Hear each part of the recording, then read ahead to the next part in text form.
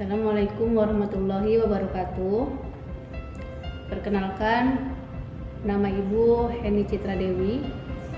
Sini mengajar guru kimia. Dan saat ini Ibu diberikan amanat untuk menyampaikan materi yaitu tentang cara belajar efektif. Yang pertama, menurut psikologis dan menurut penelitian. Menurut psikologis, cara belajar efektif itu yang pertama, rasakan kebutuhan untuk belajar. Jadi, kita itu belajar bukan terpaksa, tapi memang kebutuhan kita perlu untuk belajar itu. Jadi, kita tidak merasa berat ketika belajar, tetapi itu memang kebutuhan kita sehingga kita memang butuh untuk belajar. Yang kedua, cicil belajar sedikit demi sedikit. Jangan dibiasakan belajar itu sistem kebut semalam. Karena biasanya kita kalau belajar sistem kebut semalam. Jadi itu tidak akan efektif. Maka sebaiknya belajar itu harus dicicil sedikit demi sedikit.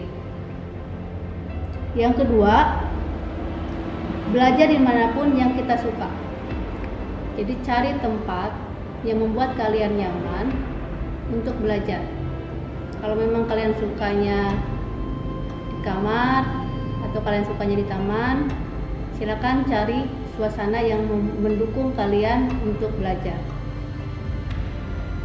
Yang keempat, bagi waktu belajar.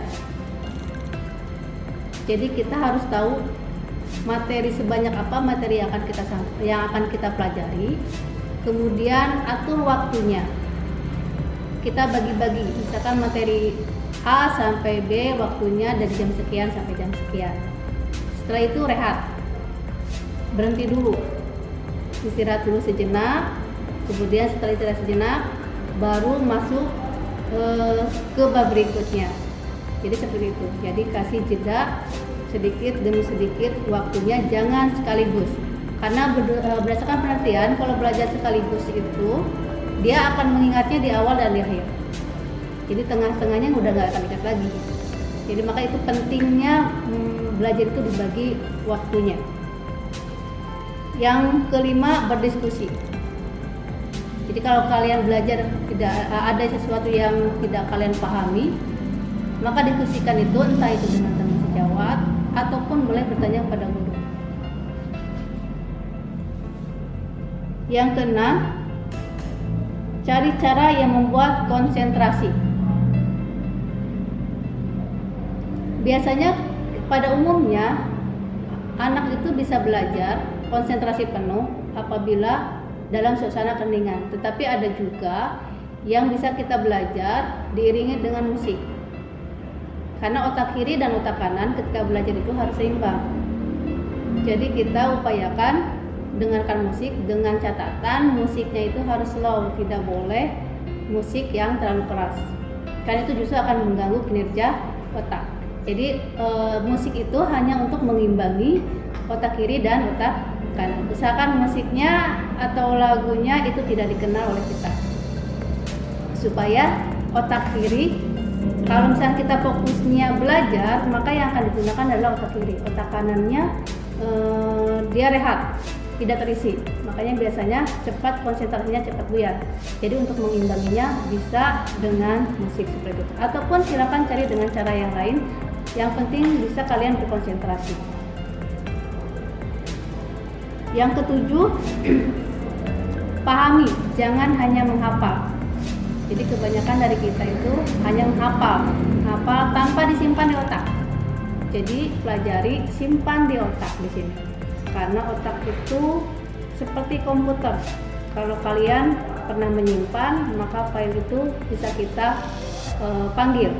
Tapi kalau misalkan kalian hanya membaca tanpa disimpan di sini, ketika kalian mempelajarinya lagi itu blank, karena nggak ada yang disimpan. Jadi usahakan dan jangan dibiasakan hanya menghafal, karena kalau menghafal itu lebih cepat lupanya. Tapi pahami materinya apa, betul-betul pahami. Kalau misalkan saya mengajar kimia nih, ketika mengajar kimia ada banyak soal ya.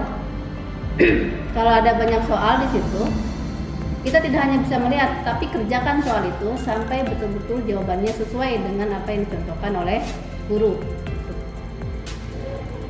Yang terakhir, jangan malu untuk bertanya.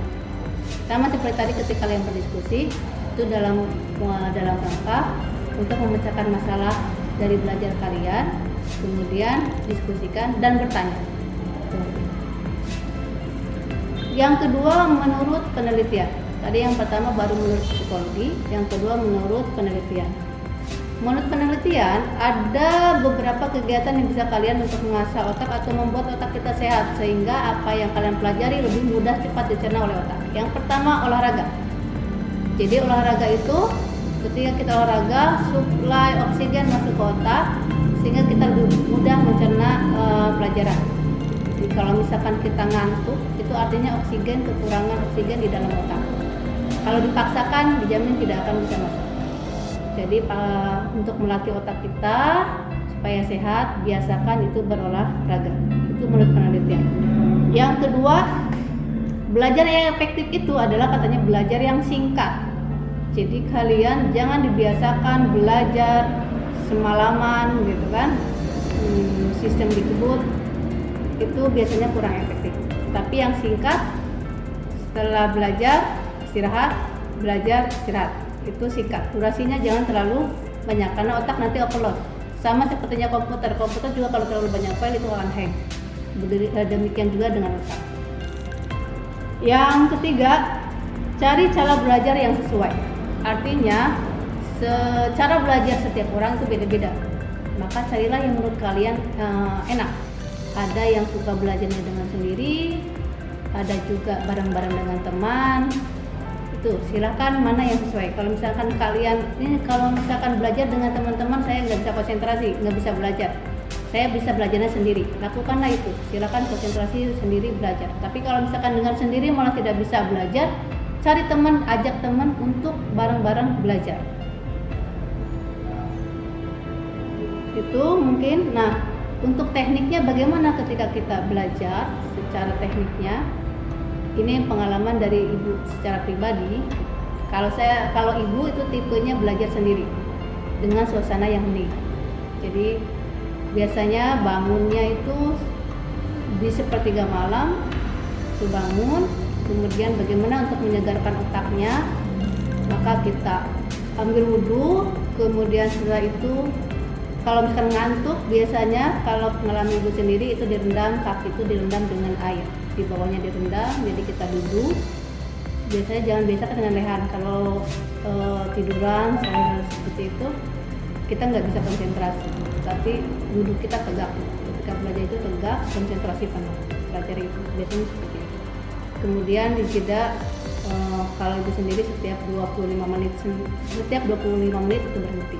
Jangan dipaksakan. Kalau lah udah berhenti, istirahat sebentar baru mulai lagi.